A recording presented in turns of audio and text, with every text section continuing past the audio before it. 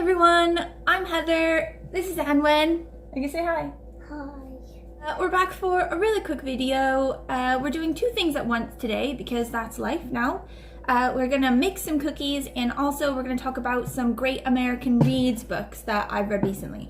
I think since the last time I updated you on the Great American Reads project, I've read 3 since then, 2 of which were okay and 1 that was really, really good. So, onward. Okay, so my cousin Shelby in her infinite wisdom has posted a recipe to the internet to do for pumpkin white chocolate chip snickerdoodles. And so in keeping with our theme of the Great American Read, we are going to make these very American cookies. What's in there? When you put it in here, this one's good. Oh, okay. In order to get all of the ingredients for these white chocolate chip pumpkin snickerdoodles, we did have to go to the import store and get really expensive pumpkin puree that cost us a whole $3.95, which I'm fuming about because I think it's about $1 back home, but whatever. If you don't know anything about the Great American Read, I'll link my video down below where I sort of said more about it.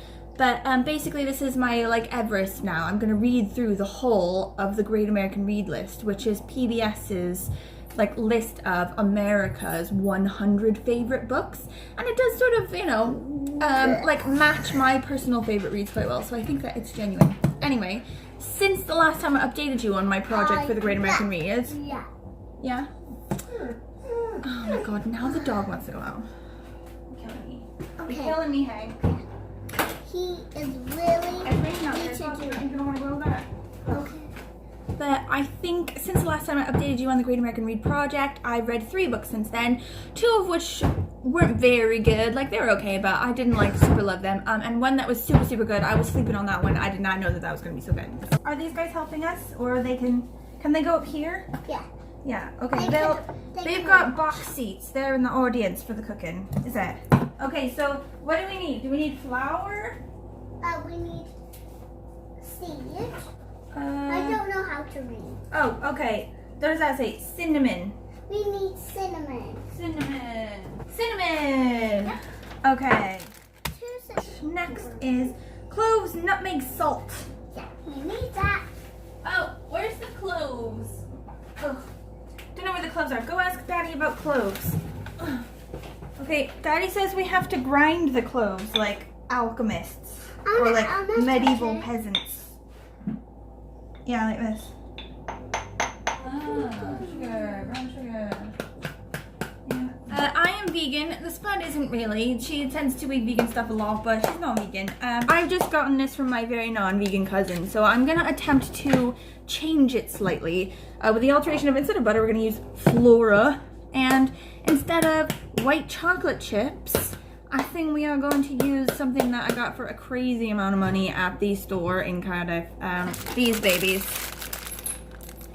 So these better basically be like manna from heaven because they cost $8.99 as well. Here, do you want to eat this? It's nice. You should try. Vanilla. They're like little vegan white chocolate chips. Yeah? Marissa wants to have? No. Maybe think she wants that. Dogs out. Dogs out of the kitchen. Out of the kitchen, dogs. Dogs out. Dogs out. Dogs out. So the first book I read for the Great American Read recently was 100 Years of Solitude by Gabriel Garcia Marquez. And this one was actually, you can tell, quite good. The quality of it is really good. It was really clever. It's magical realism and everything, so it was really quite entertaining and funny, and so just crazy and interesting. However, I did not love it. I think if I put a category of books, you've always got books that I definitely loved and will always remember I loved, and then books that I definitely hated and will always remember that I hated, and then the bit in the middle that's what was that book? I think this is probably gonna fit in that. Whisk together flour, cinnamon, baking powder.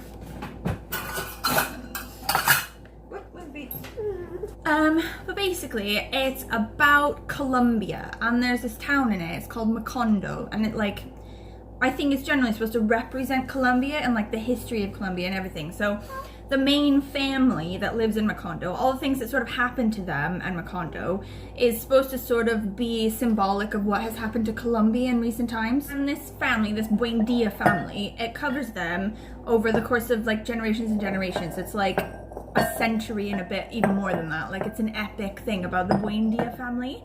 And the town sort of starts out quite peaceful and lovely, no one really knows about it, no one's even died there or whatever. But then like this wise gypsy man comes and like introduces the town to death, and then it just all basically goes downhill from there. And like the cycle of the town from like really small and peaceful to like a big, huge, well-known thing that's interconnected with the world and really wealthy, to like fades into war and like chaos and conflict, and then back down into sort of like small and nothing or whatever.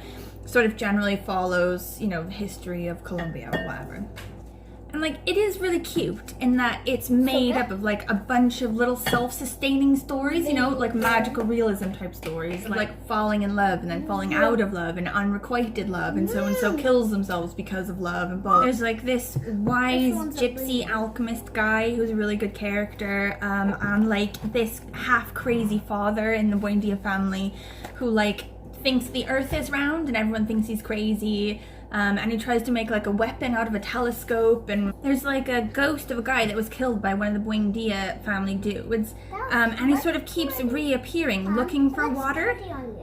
There's like a chastity belt that goes on girls, so that they don't make iguanas in the way that is like the legend of the family, that like if anyone in the family marries and has kids with another part of the family, they'll make iguanas, or like kids with tails. Like, there's like a wild and crazy orgy with a girl who can like see the future. There's like a girl named Rebecca who's an orphan who just keeps eating dirt and then like gets this weird sleeping sickness where she can't sleep at all. It's like an insomnia curse that eventually kills people, and the whole of the town gets this weird insomnia curse, but then it's just cured, like nothing ever happened. Like, loads of things, you know, in the way of magical realism, they just happen and they're super weird and you just believe them. They seem genuine and real and like it could exist in this world. There was this part where this guy was murdered, and his blood trickled like all the way up a hill and out the house and into someone else's house and down into the kitchen and down the stairs looking for the mother of the guy. And he sort of just, like the blood just went bloop, and she sort of looked at it and she went, ah! Like she had to go and find like the source of the blood. I need to tinkle. Okay. Don't make the pumpkin cookies without me. Okay, I won't. Basically, I did really like all these magical realism bits, and also there's parts about to do with like politics of Colombia. Like there's a real civil war to do with like elections and like the conservatives and the liberals, and like, you know, election fixing and all this sort of stuff. And they say it in like quite a funny way, like, you know, the people say really direct things that are obviously why people were fighting. You know, like in the end he'll just be like, if we're not fighting for that, then we're just fighting for pride. Okay, let's keep fighting, like things like that. And I really did like that about the book, and I obviously can tell that it's a work of genius and it's super clever. But in the end, I couldn't get behind it. Guys, it just went on for ages. It just went on for ages, and everyone has the same name. Like, I understand that the reason they all have the same name is to like indicate that it's all cyclical. All of the generations are connected to each other and they're all stuck in a cycle of like destiny, and they can never like get out of that cycle, and everything is just predetermined and blah blah. Okay, fine, so they all have the same name. But like trying to follow it as a story when everyone has the same name is just impossible. Also, there are no main characters. There's just 1,000 gazillion characters and they're all treated with like equal weight. I can't get behind a book that doesn't have a main character, or at least like 2, 3, 4 main characters. And I find this in like loads of books I read, like Isabel Allende, and like, you know, House of the Spirits, I think is quite a similar book. Also even just like Amistad Maupin, I think that's how you say his name. Tales of the City, like a really clever, really funny book, but because there's like no real main character, like everyone has a say in the storyline and stuff, I just can't get behind it. It's just not the kind of book that I can get into fully. Like I can't focus on that many characters, I can't empathize and like just put myself in the story when there's too many people sort of saying what's going on. But it is like hailed as a gorgeous novel, you know, like sort of you know, a genius book. And also I think they're going to start coming out with a Netflix series. The whole time that Gabriel Garcia Marquez was alive, he like allowed all of his books to be made into movies, but for this one he was like, no, like it's too long, it covers like over a century, generations of a family, there's no possible way that you can do it in 2 hours. So now Netflix is like, well, how about, you know, 9 hours? And they've like allowed it, I think. So that's kind of what we're working with. Like if you're cool with, so I really liked his, like the movie version of his book, Love in the Time of Cholera, because it was obviously like a 2 to 3 hour movie, you know, wasn't it? And like, I think something that needs a 9-hour telling is just gonna lose me at some point, especially when everyone has the same name. But that's just me. To put in the flour, the cinnamon, the baking powder. Okay, so we need 3/4 of a cup of flour. Okay. 1 3/4. Ooh, we almost messed it up. We add wet to dry, don't we? Add wet to dry? You don't know? We'll call Grandma later. Wait. And Let's get it. pour it. Ready? I lost some. Right, so the second one that I read was Gone Girl by Gillian Flynn. I think that it's Gillian Flynn. Like, I thought it was Gillian. Makes sense it would be Gillian, but I think I heard on the radio somewhere that's actually Gillian. It was not that. Somebody tell me. Huh? But basically, I have been sleeping on Gillian Flynn. Like, seriously. She's amazing. She's an amazing storyteller, amazing writer. That was fantastic. However, it's definitely going to go in my list of books that I've completely forgotten that I've read, because I ruined it for myself by first watching the movie. Why did I do that? But it's like we're reading it for our office book club. So my friend Rachel in the book club, she was like, let's read Gone Girl, it's amazing. And I was like, ooh, I've sort of seen the movie already, and I feel like this is the kind of book that will be ruined by knowing exactly what happens. She was like, no. The movie and the book are so different. Like, they're exactly different. And I was like, let's do it then. And then I read through it all the way, and I was like, so what is different about it? I have to add 1.5 teaspoons of cinnamon. So we need a teaspoon. Mommy. Yeah, Baba. Okay, that's a teaspoon. But afterwards, I was like, that's exactly the same. And I texted her and I was like, Rachel, I'm pretty sure it was exactly the same. Like, am I wrong? And then she was like, oh, wait. Did I mess that up with the other one like that? And I was like, oh. Right, so do we need 1.5 of these? Yeah, 1.5 of these, guys. Can you pour it while I hold a spoon? Oh, it smells good. It does it? I'm gonna make a and hole. then like a sort of half. We're gonna make a Okay, hole. dip that. I think that's enough. We don't want to over cinnamon this bitch. It smells nice. Okay, I think you do like cinnamon. I think maybe it's Daddy that doesn't like cinnamon, but it's like a British thing to not like it, isn't it? We know so many people. So I'm super annoyed that what could have been such an amazing book reading experience was ruined by the fact that I knew exactly what was going to happen. Nothing was exciting. It's such an amazing, like, true to the book retelling, you know, the movie is, that has just completely ruined it. Anyway, the book itself is about, like, this couple, this woman and this guy. They lived in New York, that's where they met, blah, blah, but like then this. they get into sort of, financial troubles, and they're forced to move back to his hometown in, like, North Carolina or something, like some podunk town. He's sort of like, don't eat it. It smells nice, is it? I want to smell it. Okay. He sort of describes it as, like, a town full of also-rans, like, everyone is just mediocre and actually doesn't mind, you know, that kind of town. Oh, amazing. Okay, go on. But anyway, she's like really high powered and like New Yorky, and like her family like used to be really rich until they had financial troubles, and she's just like an intense like overachiever. Did you like it? Don't like it? No, I'm spitting it. So 1/2 teaspoon of baking powder. Okay, so the baking powder is this one. We need 1/2 teaspoon of this one. 1/2 teaspoon, like. I'm gonna pour it. Roughly that amount. Okay, dip. Yeah, 1/2 teaspoon of baking powder, and then 1/4 teaspoon of baking soda. It's like maybe that much. Nah, less. Okay, maybe more. Okay, ready? Ta-da! Amazing, chillax. Smell this one. This is a 1/2. Nice. 1/2 teaspoon of the. Oh, put it back. You got it in your face, didn't you? Hey, you got it in your nose. Babe, cinnamon is not to be messed around with. It is very serious business. Okay, let me see your nose. Okay, go. Go. Okay, close your mouth. And then go. Is that better? No? But anyway, she's also like this extreme sort of person who's like always on her husband's case about how he doesn't like do extra stuff. He doesn't listen. Like, she doesn't like that he's also mediocre. But then she finds out that he's cheated on her. So wah wah, that has happened. And she decides some stuff. You're gonna tell Daddy about the cinnamon incident, do you? Okay.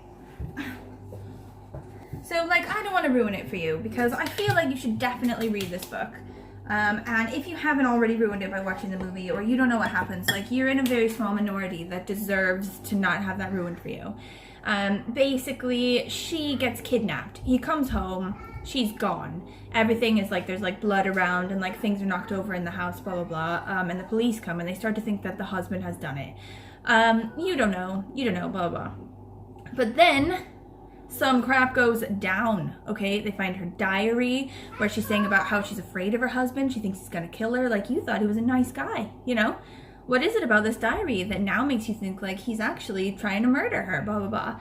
And loads and loads of plot throws, you know, like switch here, switch there, you think this, you think that, crazy stuff happens. In the end, like, you've like read that at like super fast pace.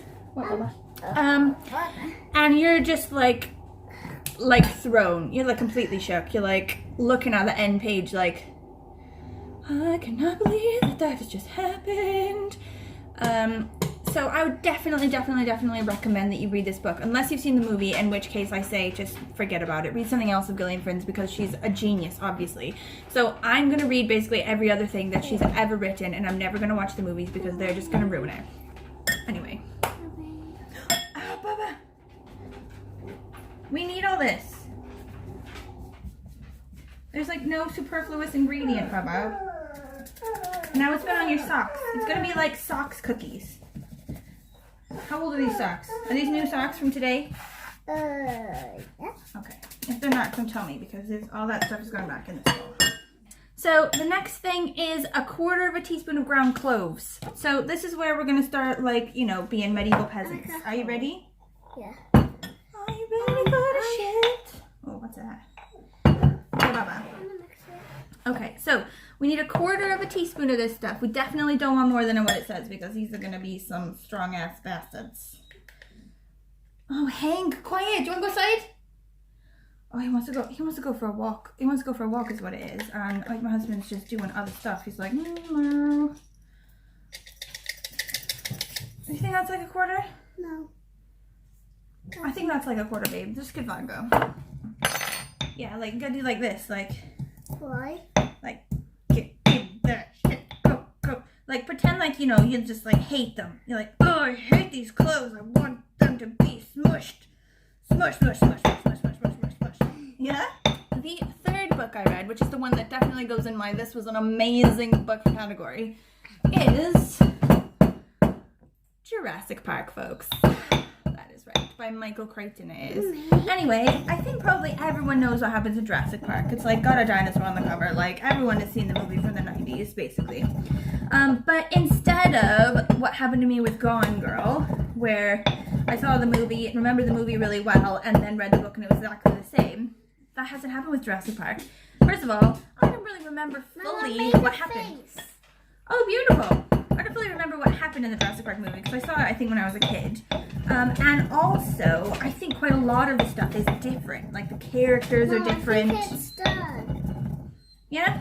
Okay, we'll see how much that is. The characters are different. Quite a lot of, like, the setup is different. Things that happen are quite different, I think. Mom, it's not done. Wait, I think that's good, babes. But I'm gonna pour it in. Okay, pour it in. Do this too. Just get it on there. And also, the book, I think, is like, here, mix it up, mix. The book, I think, is actually 1,000 times better. It's like more of a thriller type, you know? It's got like better gore, you know? Maisie, go outside! And that, like, it's not like, you know, just indiscriminate gore, you know? It's like, the descriptions of it are just as much as you need to tell the story of it, you know, and like really well told, you know, and like shows up in the right places. It's not just like, isn't there a scene where a guy's like on a porta potty and then like his head gets chopped off or something like that? Like, that was because Hollywood is stupid, okay? We didn't need that. That didn't add to the story. But anyway. I mixed it If you've been living under a rock, which sometimes happens to me, to be honest, so don't feel bad, and you don't know what happens in Jurassic Park, I will tell you now. So this guy, this like rich guy, is really greedy, is really old. He is looking to make crazy amounts of money at a dinosaur park. So he hires all these like intense geneticists to remake a dinosaur, to like find as much DNA from old dinosaurs as they possibly can, and then basically remake the dinosaurs using like whatever other species of animal they need to fill in like the full DNA sequence.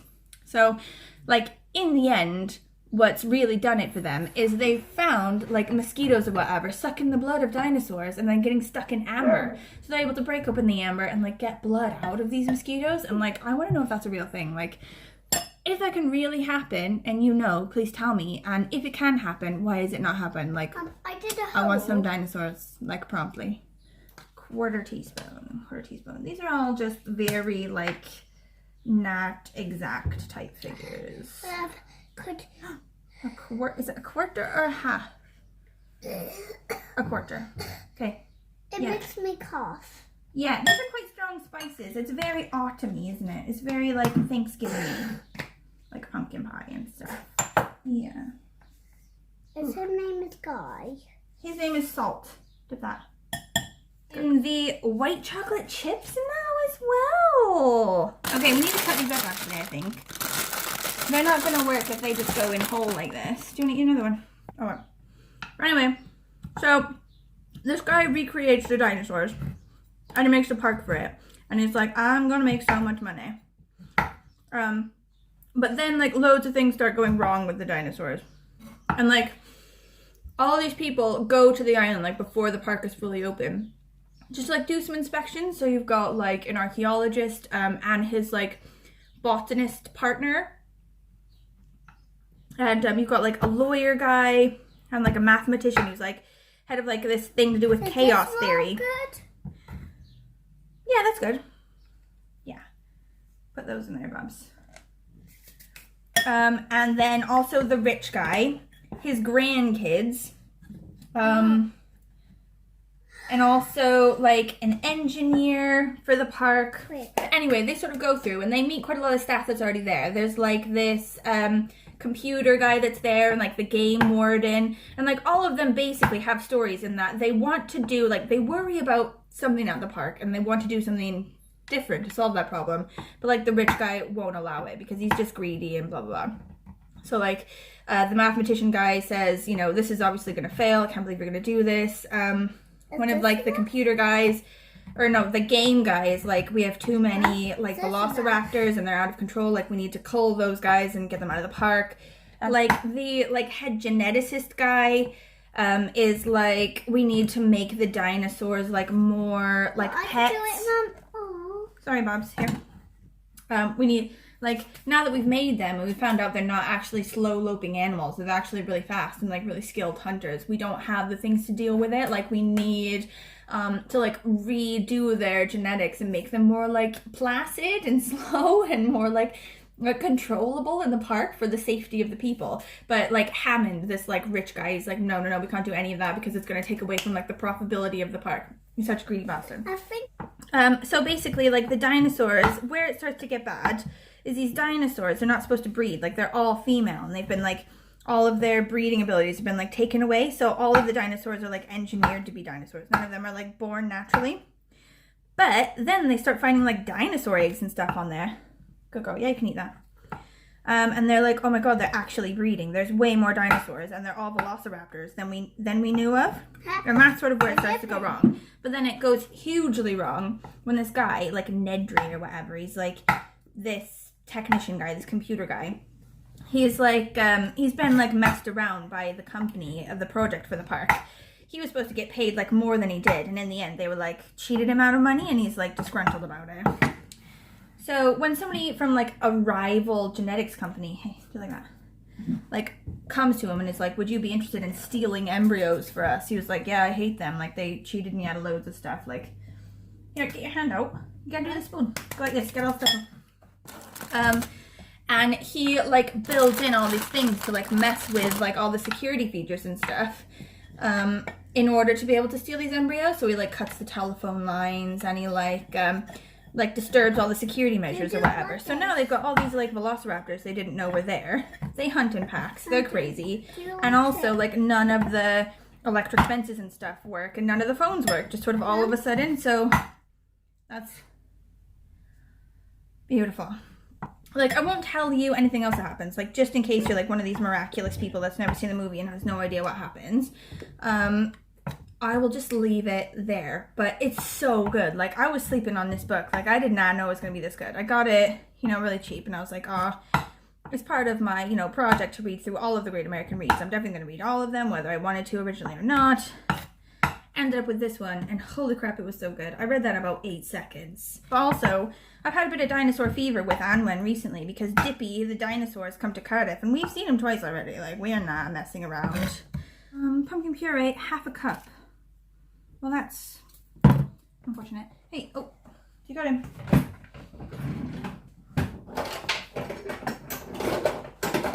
Oh, what you make? Oh my god.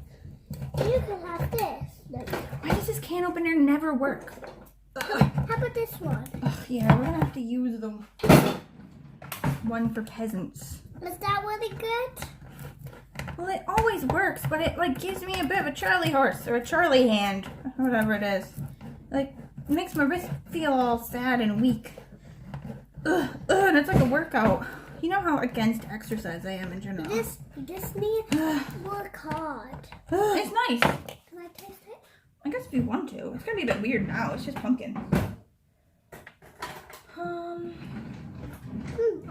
We got excess pumpkins. Shoot!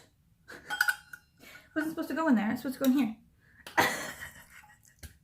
It's like The sugar's in there. This is probably fine. Like, I'm not worried about it. Okay, I'm gonna have to contemplate what to do about that spare pumpkin later. Well, maybe we can make like some sort of like pumpkin raviolis or something. I think that'd be nice. So, sugar. But the guy is not gonna tap it. Like that. Okay, you tap it. We'll just add in a bit of extra in case we've messed that up. What do you think? Like, try not to have too much. A half a cup. Oh wait, half a cup melted or half a cup unmelted and then melt it? Let's just melt it. Let's just melt it. And then make a half a cup. Yep. What do you think? Okay. Wait, I don't know how to pour it. Okay, this isn't, you know, looking too bad. Like, this is sort of looking normal, right? Does anyone know how to do this? I feel like that's... Ew. I think it's looking normal. You know? It looks so disgusting. No. Okay, preheat oven. 375. What's that in gas mark? Ugh, expat problems. Okay. Cover bowl with plastic wrap. Ugh. See, again, expat problems. See, Americans are obsessed with plastic, innit?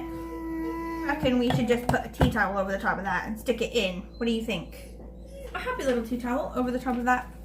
Stick it in the refrigerator. Yeah? So, we've got our mix of sugar and cinnamon. Yeah? And we're gonna make little balls. We're gonna make pumpkin cookie balls. Yeah? And then we're gonna dip them in this. Yeah? And then squish them flat. Yeah. Yeah? I think they are wet. Okay, so first of all, I wanna do it. wait. So we make a cookie ball like this. I wanna give it in. Okay, wait, ready? Don't squish it, just stick it in there. Yeah, and then we're gonna roll it around. Why? Because this is what snickerdoodles are. Yeah, do them up in sugar and cinnamon like this. Okay, but Mom, I want to roll the next one. Okay, so then what we're gonna do is we're gonna stick them on our cookie plate here. Mommy doesn't have any parchment paper because Mommy's a bit sucks at life. So we've just greased it, that's all we've done. And we're gonna stick it on here, squish it down. Is it hot? No, not yet. And then just like give it a bit of extra, like I want to roll him good. You can roll him good. Small. Who can eat all these cookies? Me? I thought you weren't sure you liked it. You said it looks like poo. I think I like it. You think you like? Try to keep a circular shape. Why? Don't know. I guess it all goes in as food and comes out as poo anyway, so what does the shape really matter? What do you think? Doesn't really matter, does it? Oven? Yeah, oven here. We're gonna stick it in there for, I think, 8 to 10 minutes. I'm gonna look at it. Right, okay. We have finished our cookies. Hey, don't touch. I think they look pretty good. What do you think? Yeah. Like they look, you know, pretty good. Yeah? They definitely smell very American. What do you think? Smells yummy cookie. They smell like Thanksgiving. Yeah? We have recreated Thanksgiving here in Wales. They smell like cookie. Yeah. They smell like pumpkin pie and snickerdoodles. I'm excited. Yeah? Okay, well, thanks for watching a video. Yeah? Thank you for listening. If you like this video, please like, subscribe to our channel, please. I think according to my husband, we've reached a bit of a subscriber milestone, so I'm excited about that. We'll have to do some sort of special video when we... something, I don't know. Okay, anyway, thank you. Until next time. Give it a go. Is it nice? Yeah. Okay, wait. Ooh.